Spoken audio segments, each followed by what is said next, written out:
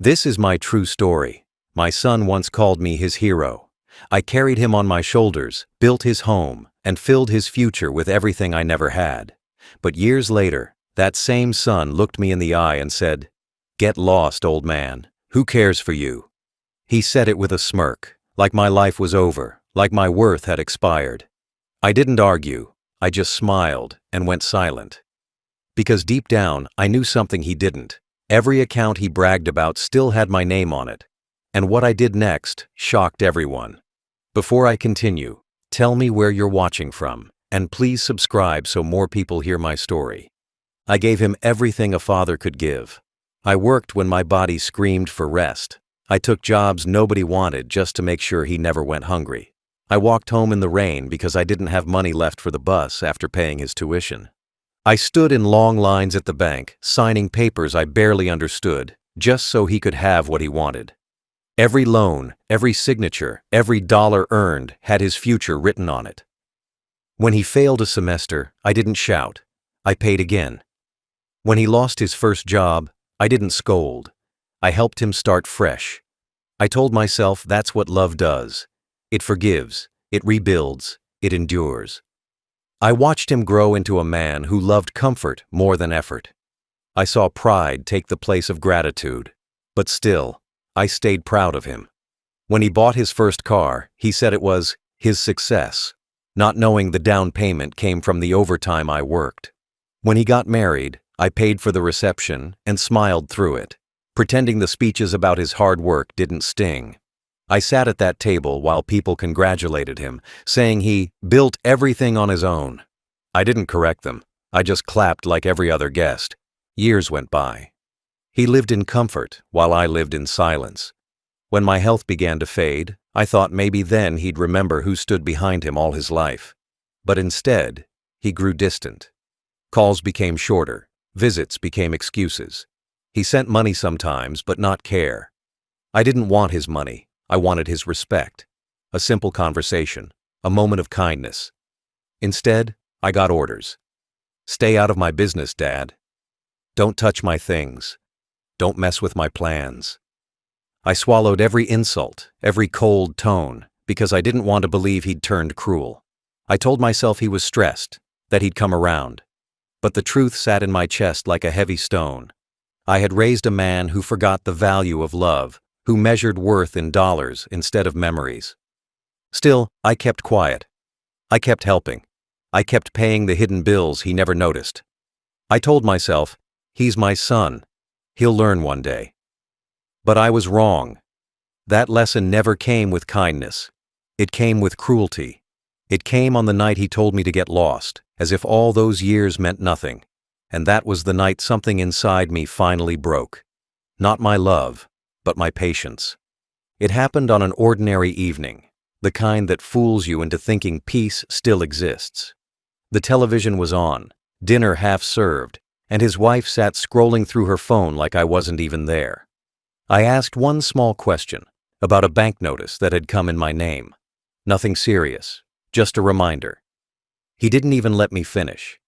He slammed his hand on the table and said, "Get lost, old man. Who even cares for you?" His wife laughed, short and sharp, like the sound of a door slamming shut on dignity. I looked at him and felt something inside me go quiet. Not weak, not scared, just quiet. The man sitting in front of me wasn't the boy I raised. He was a stranger wearing my son's face. I had once carried him on my shoulders so he could see fireworks over the crowd. I had once cleaned his wounds when he fell from his bike. I had once worked entire nights to pay his rent when he couldn't hold a job. And now, here he was, mocking the hands that fed him, calling me useless, acting like I was just some old burden waiting to die. I didn't shout back. I didn't throw the plate or curse him. I just sat there, staring at the food that had gone cold. My hearing was fine, but in that moment, his voice felt distant, like a bell ringing from another world. I could hear the echo more than the words. Get lost. Who cares? Over and over again in my head. When the laughter died, he got up and left the room. His wife followed him, still smiling. I sat there for a long time. The clock ticked. The television played noise I couldn't understand. I realized that I had built this entire life, this house, this comfort, this table, with my own hands. And now I was the outsider in it, a guest no one wanted around. That night, I went to my room and sat in the dark. His words stayed with me like bruises you can't see. But inside that silence, something else began to grow. Not hate, but a kind of clarity. I understood finally that love, when given to the ungrateful, turns into a weapon they use against you. He had thrown away his respect, and I decided I would throw away my mercy. That night, I didn't sleep. I sat in the dark, watching the ceiling like it held answers. I could hear him laughing faintly from his room, the sound of someone who believed he'd won. But he didn't know me anymore. He didn't know the man who built this life brick by brick. I realized shouting would only make me smaller. Arguing would make me weak. But silence had power.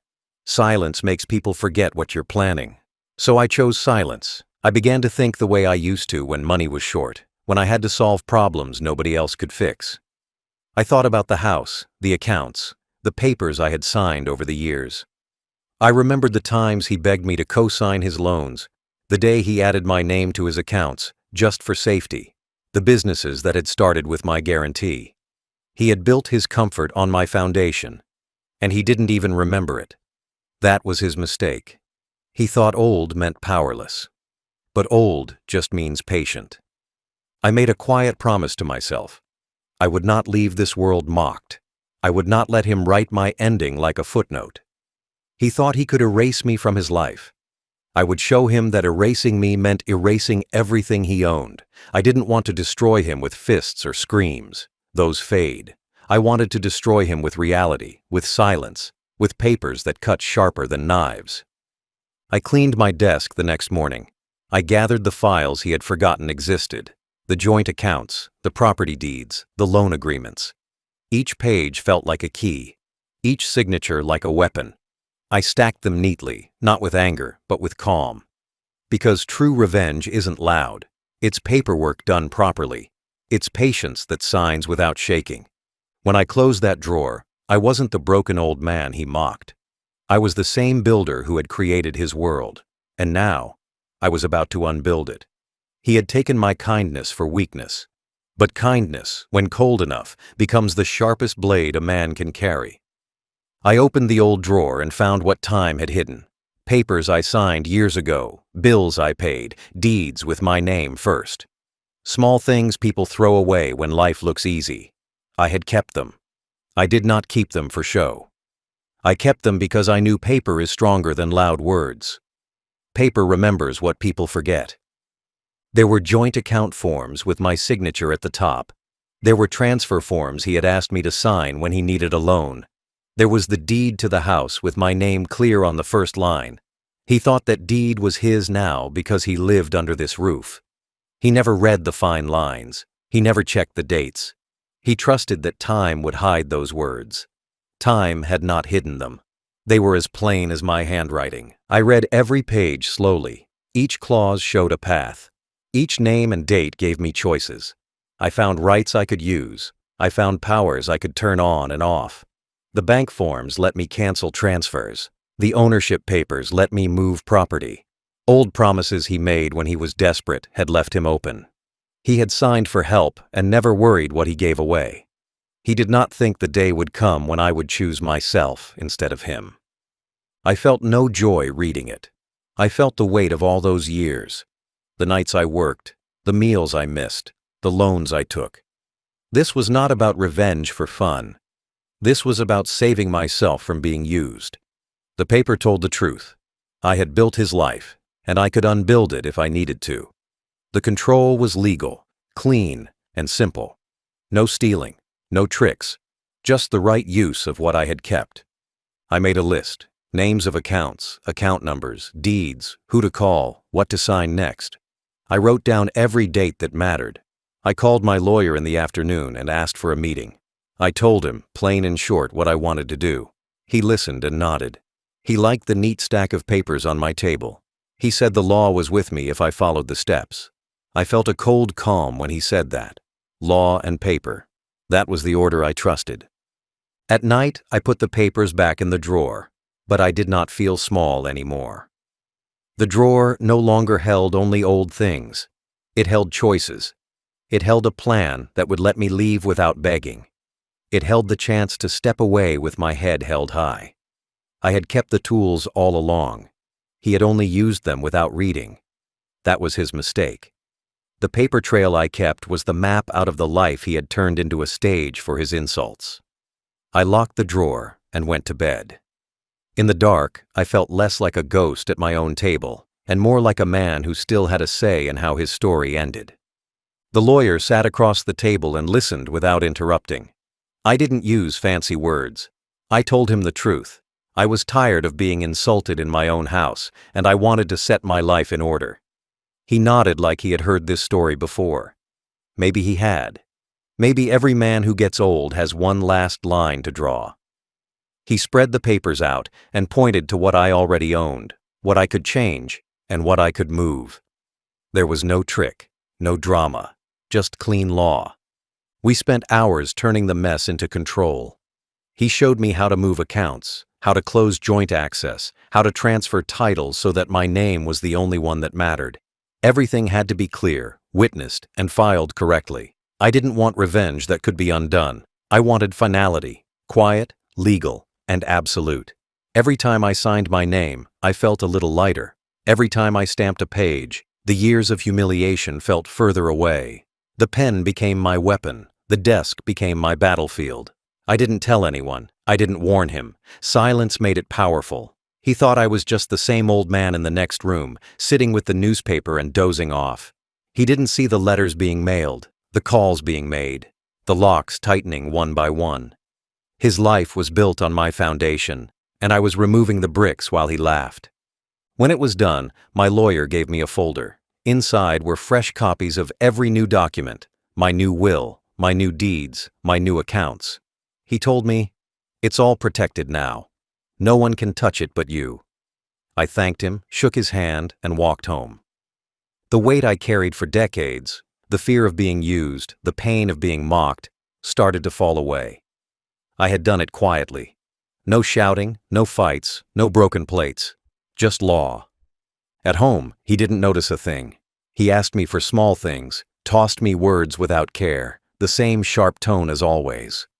I just nodded and watched him move through the house I still owned. If he had looked closely, he would have seen the difference in my eyes. Calm instead of tired, steady instead of broken. But he never looked at me anymore. He only looked at what he thought was his. I went to bed early that night. I didn't need to pray for peace. I had written it myself. The law was on my side, and for the first time in years, I felt free. The morning I made my final move, the sky was gray and still. No one knew what I was about to do, and that made it feel cleaner. I put on the same jacket I'd worn for years, the one with the faded cuffs and loose threads. In the pocket were the keys, the folder, and a single pen. Everything I needed to end a lifetime of being used fit in one hand. At the lawyer's office, the air smelled of paper and coffee. I sat down, read every word one last time, and signed the final transfer. My hand didn't shake. I had signed 1,000 papers for him over the years. School loans, bank forms, wedding contracts. But this was the only one I signed for myself. With each stroke of the pen, I erased his control. Every signature turned noise into silence, chaos into order. When I was done, the lawyer looked at me and said quietly, "It's finished." I nodded. There was nothing else to say. On paper, it was all clear. Every account, every property, every investment, now mine alone. The total sat at $3 million. He would never touch it. The same money he thought was his safety net now belonged entirely to the man he called old and useless. I had taken back everything I had ever given. I walked home slowly, watching people rush through their lives. I wondered how many fathers had been told the same cruel words I had. How many had stayed silent out of love or fear. Most never fight back. They just fade away quietly. But I didn't want to fade. I wanted to disappear on my own terms, with my dignity intact. When I reached the gate, I looked at the house one last time. The windows he shouted from, The doors he slammed, the walls that heard my silence. They all looked peaceful now, as if they knew it was over. Inside, he was probably still sleeping, dreaming about his next big plan, his next purchase, his next boast. He had no idea that by the time he woke up, the life he built would no longer exist. I didn't leave a note. Notes are for forgiveness. I left him nothing, not even an explanation. Because when someone tells you that you don't matter, you owe them no closure. I placed the house keys on the table, closed the door softly, and walked away. The street was quiet, the air cold, but my chest felt light for the first time in years. It wasn't escape, it was release. Everything was settled, sealed, and done. The final move was simple. I took back what was mine, and I walked away with my name clean, my heart steady, and my silence louder than any goodbye. He woke late, as always, thinking the world was still his. The same house, the same bank cards, the same account numbers he never checked because he thought they were endless. He padded into the kitchen in his slippers, scrolling on his phone, and made himself coffee like nothing had changed. But everything had changed. His cards were already frozen, his accounts already transferred. The roof over his head no longer belonged to him. His name was gone from every place that mattered. The first sign was small, a bank notification on his phone. Transaction declined. He frowned, tried again. Another decline. Then he opened the banking app and saw it. Balances empty. Access denied. Accounts closed or frozen. He dialed the bank. They asked for identification. They told him politely to read his mail. He called his wife. She said she couldn't log in either. He tried the property records online. My name stared back at him where his used to be. His heart began to race. He called me next. I let it ring. He called again. I didn't answer. The calls stacked up like bricks, but I stayed silent. For years I had answered his calls at any hour, running to solve problems before he even finished asking. This time I solved the problem for good by not picking up. He stormed from room to room, opening drawers, pulling out papers he had never read. He found the new notices, the legal letters, the warnings he had ignored. He realized too late that all his comfort had rested on my quiet support. Without it, he was standing on air. The arrogance drained out of him faster than his bank balance. Neighbors began to whisper. People saw the moving trucks at the curb. Friends who had laughed with him stopped calling. The wife who had smirked at me started packing her things. His social media went silent. The man who had told me, "Get lost," was now alone in his own echo. I didn't watch it happen. I didn't need to. I already knew how it would go. Pride built on someone else's back always collapses when that back walks away. That morning, while he scrambled to understand, I was already gone. My ticket was booked, my phone was off, my bag was packed, my $3 million was safe. That was the morning he learned the truth of my silence. I didn't shout, I didn't warn, I didn't explain. I just emptied what he counted on and left him to face the mirror. That morning, he woke to nothing, and the old man he mocked was no longer there to save him. While he was running from room to room, calling banks and lawyers, I was already moving. I had packed a single bag the night before, 2 shirts, 1 jacket, a wallet, and the documents I needed. Nothing else, no souvenirs, no photographs, no trace. I walked out before dawn while the street was still asleep. The air was cold, but it felt clean. Every step away from that house felt like a weight lifting off my chest. I didn't look back at the windows or the door. I had already said my goodbye in silence.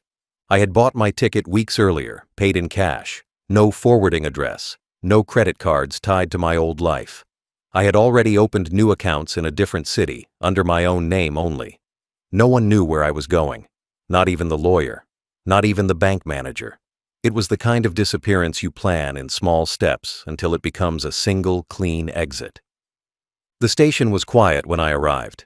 I sat on a bench, watching strangers hurry past with their bags, and realized that for the first time in decades, nobody knew me. Nobody expected me to fix their problems. I felt invisible, but free. The ticket in my pocket was not just a ticket. It was a border between my old life and my new one. While he was yelling into phones, trying to get answers, I was already on the road, heading to a place where my name meant nothing, and my silence could be peace instead of a weapon. I didn't tell him. I didn't tell anyone, because when someone says, "Get lost, old man, who cares for you?" they are telling you they want you gone. So I gave him what he asked for. I got lost, but I didn't go empty-handed. By noon, I was in a new city.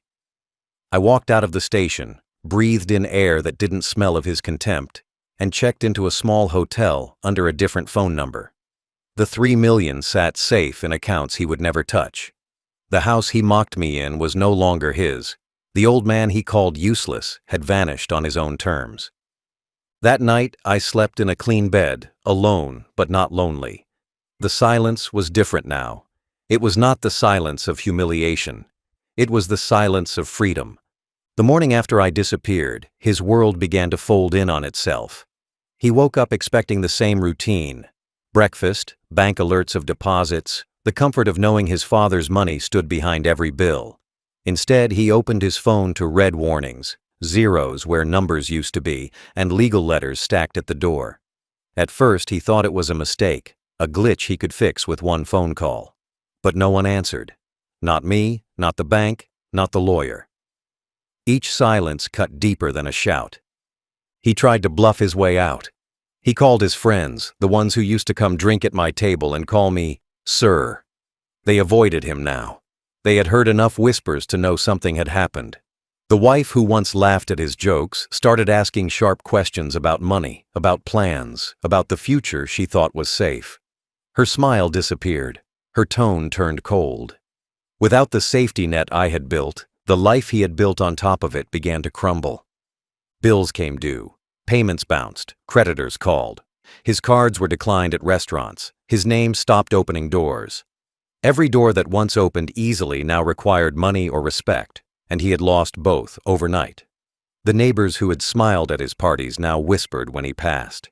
He could feel their eyes on his back, the same way I had felt his contempt in my own kitchen. His arrogance, which had seemed so endless, began to shrink like a punctured balloon. He searched for me everywhere. He called relatives, friends, even old contacts from my past. He sent messages full of apologies, full of promises. I did not read them. The new phone number I had was not for him. He tried to trace my accounts, but they were locked down with fresh paperwork he had never seen. Every avenue ended in a dead end. Every attempt left him more frantic. Weeks passed. The wife left. Friends stopped answering. Creditors kept calling. He had money once because I allowed it. Without me, he had nothing but his own name, and even that was now a whisper of shame. The man who had told me, "Get lost, old man, who even cares for you," was now alone, stripped of comfort, dignity, and audience. I did not need to see it with my eyes. I could picture it clearly enough. Pride built on someone else's back always collapses when that back walks away. I had walked away, and his world went with me. I never went back, not once. The road behind me stayed closed. I had lived my whole life building something for him, a name, a future, a foundation strong enough to protect him long after I was gone. But he chose to burn that bridge with one sentence. "Get lost, old man. Who cares for you?" Those words freed me. They took away every excuse I had for staying. And when I left, I didn't just walk out of his house. I walked out of his world. In the new city, I rented a small apartment near the sea. Nobody knew my name. Nobody cared about my past. I woke up early, made my own breakfast, and watched the sunrise without hearing his voice. For the first time in years, the silence was peace, not punishment. I didn't have to measure my worth in how much I gave or how quiet I stayed. I was my own man again. I had money, but more importantly, I had dignity. Sometimes I thought about the house, the sound of the front door slamming, the echo of laughter that wasn't kind, the way I used to sit there, hoping one day he would look at me and see the father who built him, not the old man he mocked. But those thoughts passed quickly.